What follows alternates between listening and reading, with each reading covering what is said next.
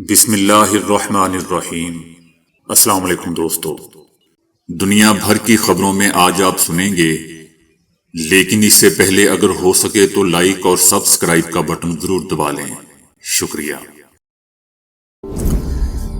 اسرائیلی حکومت نے آیت اللہ خامنائی کی شہادت کے بعد دوستو ان کے ہر جانشین کو نشانہ بنانے کی دھمکی دے دی ہے۔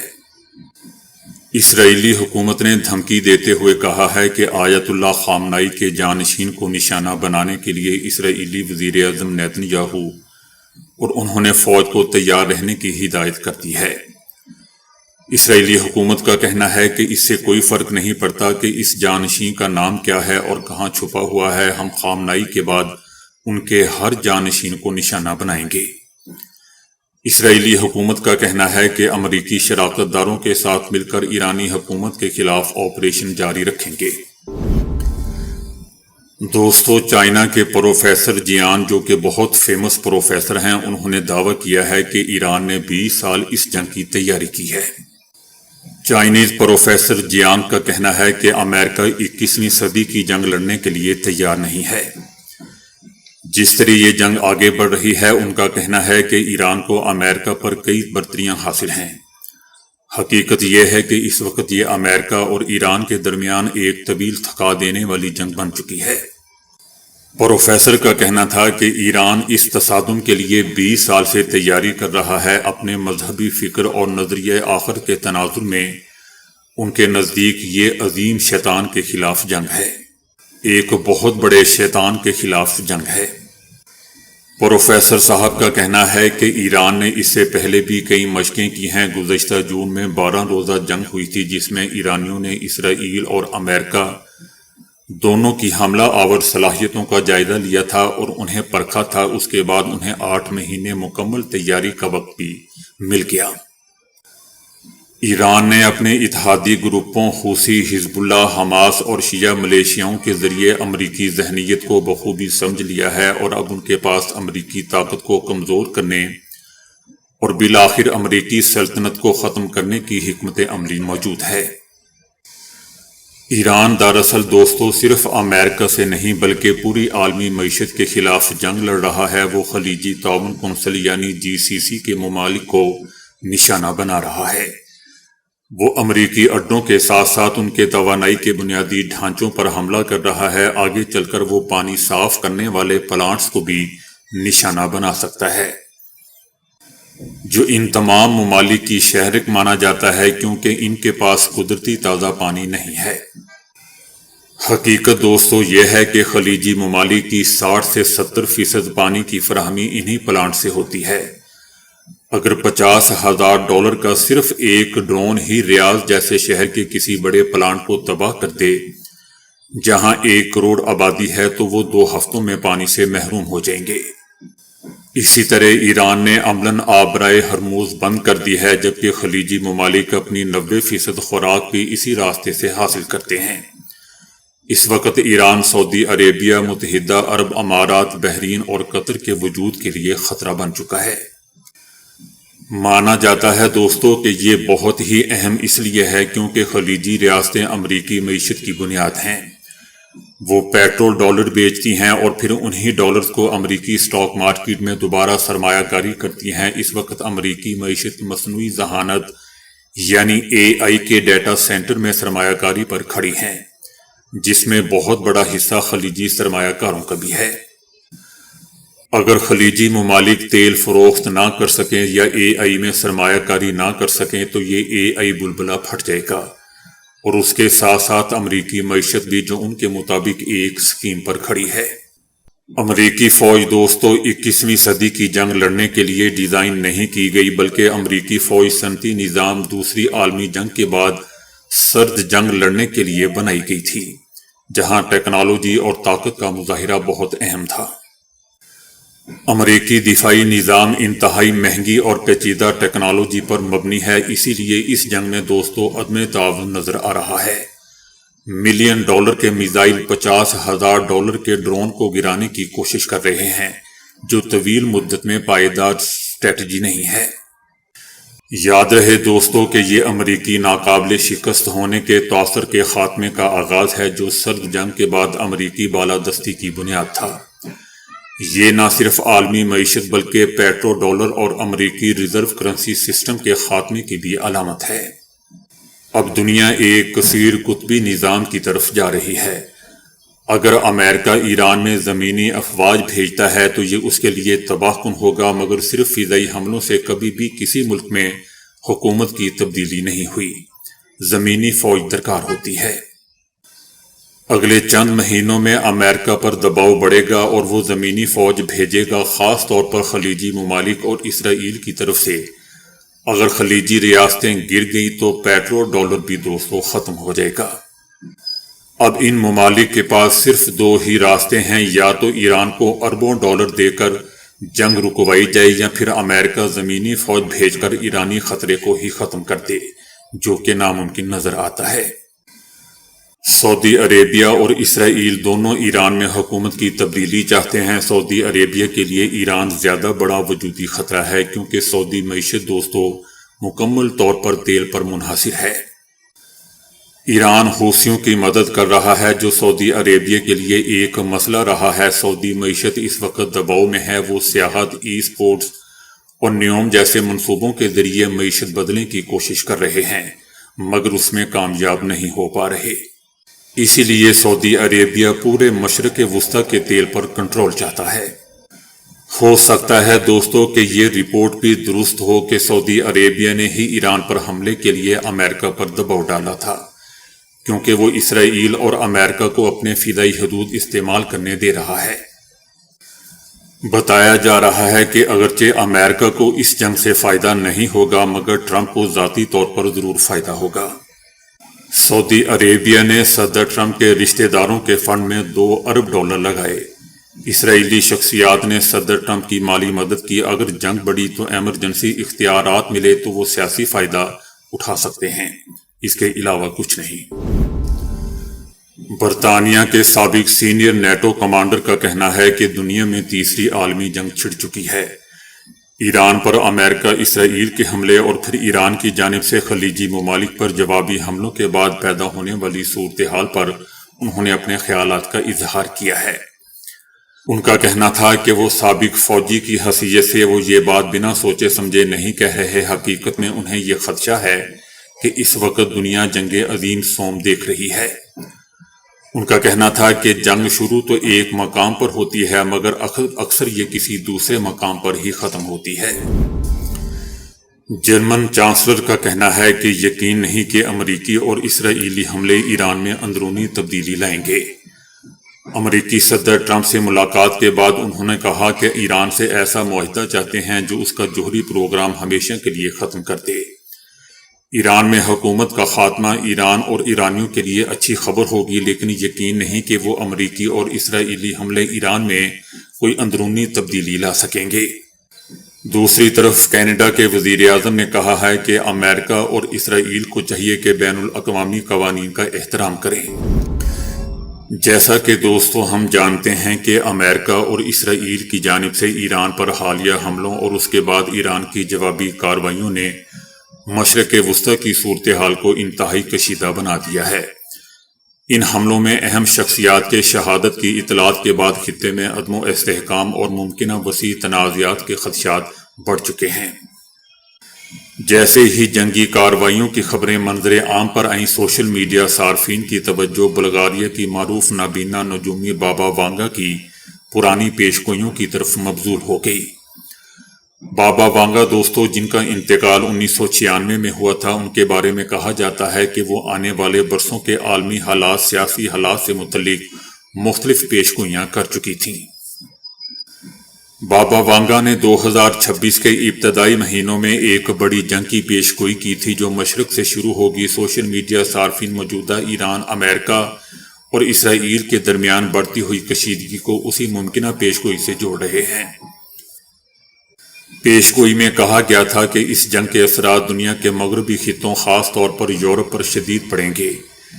بعض دعووں کے مطابق یورپ کو معاشی اور سماجی بحرانوں کا سامنا کرنا پڑے گا اور خطہ طویل عرصے تک عدم و استحکام کی کیفیت میں چلا جائے گا۔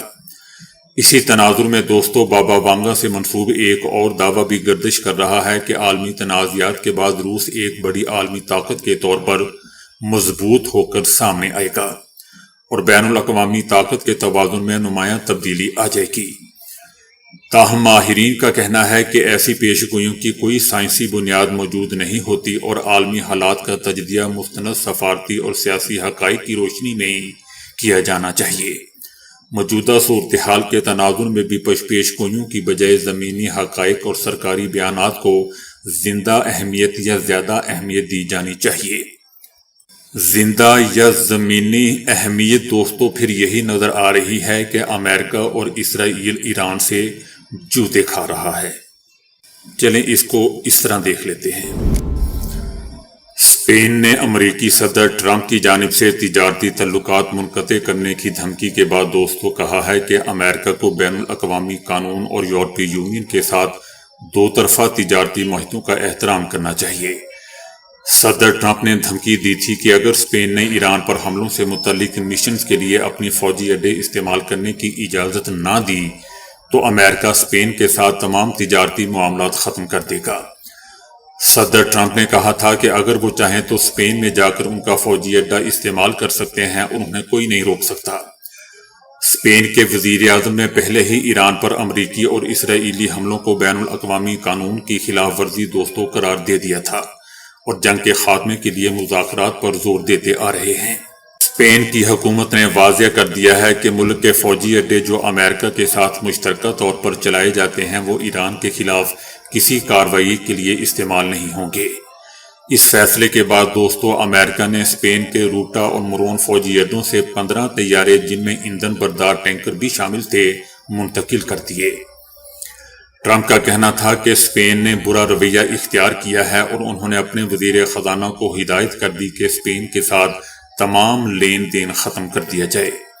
اعداد و شمار کے مطابق 2025 میں امریکہ کو اسپین کے ساتھ تجارت میں دوستو 4.8 ارب ڈالر کا تجارتی سرپلس حاصل تھا۔ ایران پر حملے سے پہلے بھارتی وزیر اعظم نریندر مودی کے دورہ اسرائیل پر عالمی میڈیا اور بھارتی اپوزیشن کی جانب سے دوستو شدید تنقید سامنے آ رہی ہے۔ ناقدین کا کہنا ہے کہ اس دورے کی ٹائمنگ نے بھارت کی خارجہ پالیسی پر سنجیدہ سوالات کھڑے کر دیے ہیں۔ مودی نے اسرائیلی وزیر اعظم نیتن یاہو سے ملاقات کے دوران ایران کے خلاف ممکنہ تعاون کی یقین دہانی بھی کروائی۔ بعض بین الاقوامی مبصرین نے دعویٰ کیا ہے کہ یہ دورہ اسرائیل کی متنازع حکومت کے لیے سیاسی سہارا ثابت ہوا۔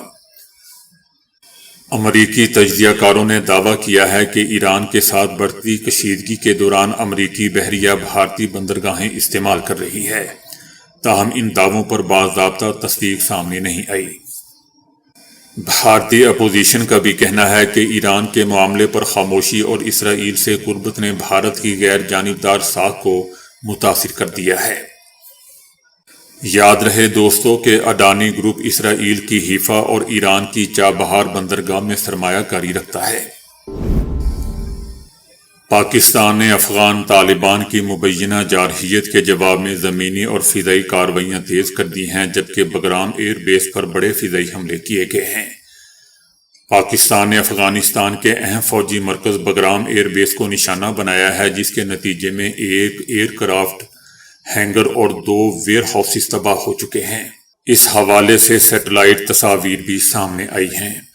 دفاعی ماہرین کا کہنا ہے کہ بگرام ایئر بیس کو نشانہ بنانا افغان طالبان حکومت کے لیے ایک بڑا دھچکا ہے اور اس سے واضح پیغام دیا گیا ہے کہ پاکستان ضرورت پڑنے پر افغانستان کے کسی بھی حصے میں کارروائی کر سکتا ہے۔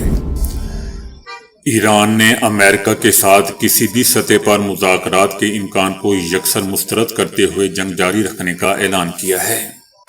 ایران نے واضح طور پر کہہ دیا ہے کہ امریکہ کے ساتھ کسی بھی قسم کا کوئی رابطہ نہیں ہے اور نہ ہی کوئی مذاکرات کرنے جا رہے ہیں۔ جس نے یہ خبر پھیلائی ہے یہ مضحکہ خیز خبر ہے۔ ایران کا کہنا ہے کہ ہمیں امریکیوں پر ذرا برابر بھی اعتماد نہیں رہا ہے، اس لیے ان کے ساتھ مذاکرات کی کوئی وجہ بھی نظر نہیں آتی۔ ایرانی حکومت نے دوستو سخت لہجہ اختیار کرتے ہوئے کہا ہے کہ ایران اپنی دفاعی صلاحیتوں پر بھروسہ رکھتا ہے اور جب تک ضرورت پڑی یا دشمن نے چاہا ہم اس جنگ کو جاری رکھنے کی مکمل طاقت بھی رکھتے ہیں۔ ایران کی جانب سے دوستو یہ بیان ایک ایسے وقت میں سامنے آیا ہے جب خطے میں کشیدگی اپنے عروج پر ہے، اور ایران نے واضح کر دیا ہے کہ وہ کسی بھی دباؤ میں آ کر اپنے اصولی موقف سے پیچھے نہیں ہٹے گا، اور اب تو بالکل بھی نہیں ہٹے گا۔ دوسری جانب ایرانی گارڈز نے بھی دعویٰ کیا ہے کہ انہوں نے آبنائے ہرموز پر مکمل کنٹرول حاصل کر لیا ہے۔ پاسداران انقلاب کے اعلیٰ عہدیدار کا کہنا ہے کہ آبنائے ہرموز میں ایرانی وارننگ کو نظر انداز کرنے والے 10 سے زائد آئل ٹینکر کو تباہ کر دیا گیا ہے، آگ لگا دی گئی ہے۔ اس سے پہلے دوستو امریکی صدر ٹرمپ نے ایک مضحکہ خیز بیان دیا تھا کہ ضرورت پڑنے پر آبنائے ہرموز میں کمرشل جہازوں کے ساتھ امریکی نیوی جائے گی۔ امریکی صدر ٹرمپ کا کہنا تھا کہ جہازوں کے انشورنس میں امریکی مالیاتی ادارہ مدد کرے گا۔ دوستو امریکی نیوی اپنے آپ کو نہیں بچا سکتی تو وہ ان جہازوں کو کیا خاک بچائے گی؟ ایرانی وزیر خارجہ عباس عراقچی نے امریکی صدر ٹرمپ کو دھوکے باز قرار دیتے ہوئے سفارتکاری میں خیانت کا دوستو الزام عائد کیا ہے۔ ایران کے وزیر خارجہ نے ٹرمپ پر سفارتکاری میں خیانت کا الزام عائد کرتے ہوئے کہا کہ ایٹمی مذاکرات کو کاروباری سودے بازی کی طرح لینا غیر حقیقت پسندانہ طرز عمل تھا۔ عراقچی کا کہنا تھا کہ ایٹمی مذاکرات کو ریئل اسٹیٹ ڈیل سمجھنا اور حقائق کو جھوٹ سے چھپانا کسی مسئلے کا حل نہیں تھا۔ ان کا کہنا تھا کہ ٹرمپ نے بغض اور یک طرفہ پالیسی کے تحت مذاکرات کی میز کو ہی بمباری کا نشانہ بنا ڈالا، جس کی وجہ سے کشیدگی اپنی انتہا کو پہنچ گئی۔ ان کا کہنا تھا کہ صدر ٹرمپ نے ان امریکی ووٹرز کو بھی دھوکہ دیا جنہوں نے انہیں جنگیں ختم کرنے اور عالمی تنازعات کے حل کے وعدے پر منتخب کیا تھا۔ انٹرنیشنل میڈیا میں بتایا جا رہا ہے کہ امریکی فوج کو ہتھیاروں کے ذخیرے میں کمی کا سامنا ہے۔ ماہرین کا کہنا ہے کہ چند ہفتوں میں امریکہ کو میزائل کو بچانے والے میزائلوں کا ختم ہونے کا ڈر ہے۔ صدر ٹرمپ نے دوستو گزشتہ روز ہتھیاروں کے لامحدود ذخائر کا دعویٰ کیا تھا، تاہم امریکی میڈیا نے ہی پینٹاگون سے لیک خبروں سے مطابق پینٹاگون کا کہنا ہے کہ اگر ایران پر حملے 10 دن سے زائد عرصے تک جاری رہے تو امریکہ کے کئی میزائلوں کا ذخیرہ کم ہو جائے گا۔ پینٹاگون کے حکام اور جوائنٹ چیف آف سٹاف کے چیئرمین جنرل ڈین نے صدر ٹرمپ کو ایران کے خلاف طویل مہم کے خطرات سے آگاہ بھی کیا تھا۔ جنرل نے ٹرمپ کو بتایا تھا کہ اہم اسلحے کی کمی اور علاقائی اتحادیوں کی محدود حمایت امریکہ کی جانب سے حملے کی صورت میں ممکنہ ایرانی جوابی کارروائی کو روکنے کی کوششوں میں رکاوٹ بن سکتی ہے۔ لیکن دوسری طرف صدر ٹرمپ نے میڈیا پر اس کا غصے کا اظہار کرتے ہوئے کہا کہ جنرل نے ایسی کوئی وارننگ مجھے نہیں دی اور نہ ہی یہ بات کہی ہے۔ جنرل ایران کے ساتھ جنگ پر خود بھی یقین رکھتا ہے۔ ایرانی حملے کے بعد قطر نے LNG پروڈکشن پلانٹ بند کر دیا ہے، جس کے باعث دوستو پاکستان میں گیس کے بڑے بحران کا خدشہ پیدا ہو گیا ہے۔ ایران کے حملے کے بعد عالمی سطح پر گیس کی سپلائی شدید متاثر ہو رہی ہے، جس کے اثرات پاکستان بھی پڑ رہے ہیں۔ قطر کے اہم پروڈکشن زون کو حملوں میں نشانہ بنایا گیا ہے، جہاں اس وقت نقصانات کا جائزہ لیا جا رہا ہے۔ یہ وہ علاقہ ہے دوستو جہاں سے قطر دنیا بھر کو مائع قدرتی گیس فراہم کرتا ہے۔ حملوں کے ساتھ ساتھ آبنائے ہرموز کی بندش نے صورتحال کو مزید پیچیدہ بنا دیا ہے، جس کے باعث قطری گیس کی ترسیل مکمل طور پر رک چکی ہے۔ قطر سے LNG کی سپلائی معطل ہونے سے پاکستان کے لیے توانائی کا بحران پیدا ہو چکا ہے۔ پاکستان اپنی ضروریات کا بڑا حصہ پورا کرنے کے لیے دوستو قطر سے ماہانہ تقریباً 5 LNG جہاز منگواتا ہے۔ سپلائی رکنے کی صورت میں ملک میں گیس کی بڑی کمی پیدا ہو جائے گی۔ حکومت پاکستان کا کہنا ہے کہ ملک میں اس وقت صرف 25 دن کے لیے تیل اور گیس کے ذخائر موجود ہیں۔ اگر کشیدگی طول پکڑ گئی تو ملک کو توانائی کے شدید بحران کا سامنا کرنا پڑے گا۔ تو دوستو ابھی کے لیے اتنا ہی۔ ویڈیو کو لائک اور شیئر کرنے کا بہت بہت شکریہ۔